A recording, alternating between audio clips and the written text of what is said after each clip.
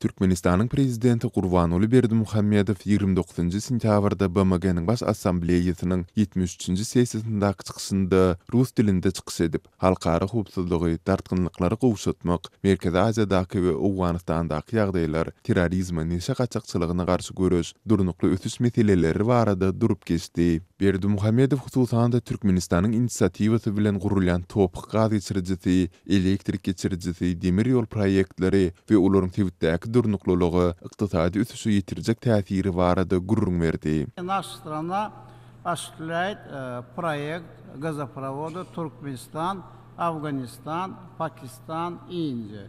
То есть TAPI. Ol sözüniň dowamynda ynam krizisini ýeňip geçmek we agza döwletleriň özara düşünşmegini berkitmek üçin Türkmenistanyň gelýän 2019-njy ýyly paraxçylyk we ynam şygary astynda geçirmegi teklip edýändigini aýtdy.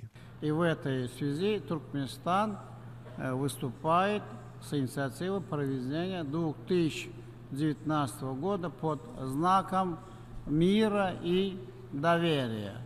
Türkmen lideri Aşgabatyň durnukly ötüş programmasy boýunça alyp barýan işleri, ýurtda azyk bolçulugyny üpçün etmek, ýylatyň naharlanmagy, tagdyn durmuş ýörelgilerine uýgunlaşmagy, dogly gender deňligi, gyzlaryň dogly we döwrewap bilim almagy ugrunda edilýän tagalalar barada gurrun berdi. Обеспечение продовольственной безопасности и улучшение питания населения. Şeýledi Berdimuhammedow BMG-niň agza döwletlerini Aral deňzini gorap saklamak boýunça ýürüýti BMG programmasyny döretmek baradaky başlangyçlary goldamaga çağırdy. В ряду важнейших тем сотрудничества стран региона с международным сообществом стоит и проблема спасения Аральского моря.